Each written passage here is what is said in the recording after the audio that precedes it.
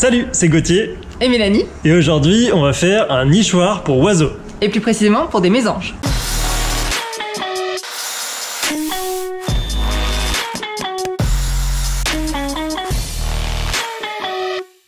Première étape, se mettre d'accord sur la conception. Alors on avait trouvé ce modèle en ligne qui nous plaisait pas mal, c'est pas le plus simple pour une première réalisation de nichoir, mais bon, défi relevé, on part sur ce design.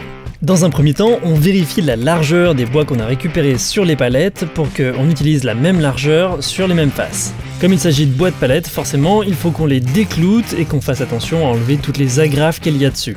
On prend toutes les mesures pour pouvoir optimiser au maximum toutes les découpes et économiser du bois. Pour éviter les erreurs, rien de tel qu'un bon schéma. On a déterminé 3 tailles différentes pour l'arrière et sur les côtés en prenant en compte l'épaisseur des planches pour avoir un côté plus petit que l'autre. On vérifie une dernière fois en faisant le tri que toutes les planches n'ont plus de métal à l'intérieur, sinon ça risquerait d'abîmer nos outils. Et comme à chaque fois, avant d'utiliser du matériel bruyant, n'oubliez pas de protéger vos oreilles pour pouvoir continuer à écouter de la musique et faire des chorégraphies sur TikTok. Et c'est parti pour les découpes. Dans un premier temps, on coupe un patron et pour les côtés, on utilise ce patron pour couper pile poil à la même longueur. C'est pour ça que vous voyez des planches l'une sur l'autre lorsqu'on est en train de baisser la scie à onglet. En découpant les pièces les unes par rapport aux autres, on est sûr de ne pas faire d'erreur de mesure et regardez, on est pile poil à la même taille. Pour aller au plus simple, on va assembler les pièces entre elles avec des pattes d'assemblage. Mais si vous n'avez pas ça sous la main, vous pouvez très bien faire ça avec des traverses en bois, c'est un tout petit peu plus long mais ça fait très bien l'affaire. N'oubliez pas par contre à ce moment-là de prendre en compte l'épaisseur des planches qui vont arriver sur les côtés. Revenons à nos pattes d'assemblage, on tient le tout avec des serre-joints et on n'a plus qu'à visser. Ça se fait tout seul et ça permet de bien aplanir la surface en un seul et même bloc. Vu que notre essai sur une face a bien fonctionné, on prend les mêmes et on recommence. On découpe tout ça à la même taille avec des patrons et on attache de la même façon avec les pattes de fixation. On teste l'assemblage pour voir si toutes les faces tombent bien en face des autres et tout est bien calibré. Enfin, si on met dans le bon sens. Pour l'ouverture, on va utiliser une charnière en acier zingué qui ne devrait donc pas craindre les intempéries. On va utiliser le grand côté pour pivoter parce que si on avait choisi le petit côté, il n'y aurait pas eu assez d'espace pour assurer l'ouverture. Même problème à l'intérieur, on peut pas mettre la charnière, donc du coup on a décidé d'aller au plus simple et de laisser la charnière apparente à l'extérieur. La prochaine fois, c'est un truc qu'on prévoira dès la conception. Et comme dirait mon père, faire des erreurs, c'est ce qu'on appelle l'expérience. Très important également, la pause goûter. Voilà, bon appétit. On passe à l'assemblage des faces, on va faire un pré-trou et utiliser une vis qui n'est filetée que sur le début pour faire appui avec la première pièce sur la deuxième. Ça permettra d'éviter que les deux pièces se désolidarisent lorsqu'on est en train de visser. Et pour éviter que les vis soient apparentes, on va mettre les têtes à fleurs grâce au fraisage. C'est parti pour l'assemblage, on utilise à la fois une équerre mais aussi des serre-joints qui ont été absolument indispensables pour tenir le tout lorsque l'on est en train de percer. Finalement, les trous dans l'établi qu'on avait laissés lors du précédent bricolage ont été super pratiques et nous ont permis de passer des pinces aux bons endroits.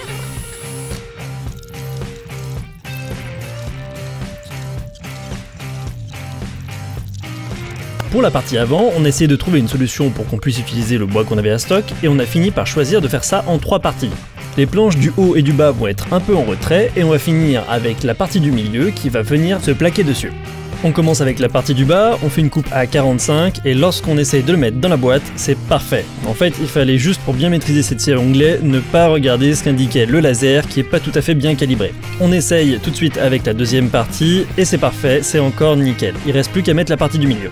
On reprend les cotes pour être sûr que ça tombe bien, on fait une coupe à 45, on reprend les cotes pour être sûr que ça tombe bien, on refait une coupe à 45 et là, nickel, ça tombe pile poil là où il fallait. On va maintenant faire le trou sur la partie supérieure et pour les mésanges, il faut faire des trous qui vont de 28 mm pour la mésange bleue à 33 mm pour la mésange charbonnière. Ça tombe bien, j'avais une pièce qui faisait pile poil 30 mm, ce qui m'a permis de faire le trou au crayon à papier et ensuite de le découper à la scie sauteuse. Pour pouvoir le découper à la scie sauteuse, il faut d'abord percer un trou avec une perceuse et ensuite découper à partir de cet endroit. Les bords sont un peu rugueux, du coup on va passer un coup de lime pour pouvoir adoucir tout ça.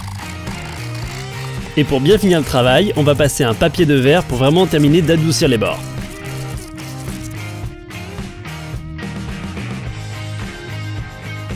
Allez, on va fixer la face avant, on va commencer par la partie du bas, ensuite mettre la partie du milieu, et pour terminer, vous avez deviné quoi? La partie du haut. Incroyable. Ça y est, toute la structure du nichoir est terminée et il ne reste plus qu'à mettre l'ouverture sur le dessus. Une fois de plus, on utilise des serre-joints pour tenir pendant qu'on est en train de fixer, et voilà! Grâce à cette ouverture qui est indispensable, on pourra nettoyer le nichoir d'une année sur l'autre. Il est maintenant l'heure des finitions et on va poncer le nichoir pour qu'il soit nickel avant l'application de la protection. Certains endroits sont difficilement accessibles et on va utiliser une fois de plus du papier de verre pour pouvoir poncer ces endroits-là. Pour pouvoir faire toutes les faces en même temps, je suspends le nichoir avec une ficelle à une branche de l'arbre. Vu qu'on vient de poncer, on va utiliser un pinceau pour dépoussiérer le nichoir avant d'appliquer la couche de protection. On va utiliser la même protection que pour l'établi, c'est un saturateur. C'est une couche de protection qui pénètre dans le bois et qui ne reste pas juste à l'extérieur. Nous, on va l'appliquer juste à l'extérieur de notre nichoir pour éviter que les oiseaux soient en contact avec cette couche de protection. Et voilà, maintenant il ne reste plus qu'à attendre que le tout sèche avant de le fixer sur l'arbre. Je perce des trous à l'arrière du nichoir pour y faire passer un fil de grillage qui permettra d'assurer la fixation. Pour éviter d'abîmer l'arbre, je vais découper des cales dans le reste de bois de palette que j'ai à disposition qui permettront de faire tampon avec le fil de grillage et éviter que le fil de grillage ne segmente l'écorce du bois. Petite finition, je mets un coup de scie pour être sûr que le fil de grillage passe au bon endroit sur ces protections là. Allez, je pense qu'il n'y a plus bien le choix, maintenant il reste plus qu'à monter à l'arbre pour pouvoir fixer tout ça là-haut. Bon, j'avoue que j'ai un peu galéré à arriver à tout fixer en même temps, mais bon, on y est arrivé et avant la fin de la nuit. Tada! Et voilà à quoi ça ressemble. Il ne reste plus qu'à attendre que des petites mésanges viennent faire leur nid. Voilà, on est plutôt content de la tournure que ça a pris, c'est design, c'est robuste, on a relativement utilisé que peu de bois de palette, donc on peut faire ça avec vraiment pas beaucoup de bois. C'est une forme un peu plus compliquée qu'un nichoir de base, mais honnêtement ça nous a pas pris tant de temps que ça en plus, et ça produit plutôt un beau résultat. Voilà, on espère que ça vous aura plu, et si vous voulez d'autres constructions de ce type, n'hésitez pas à vous abonner, et on vous dit à la prochaine. Au revoir. Salut. Je t'ai cassé les doigts. Non, ça n'était pas loin. C'est bon, ça synchronisé, tout va bien.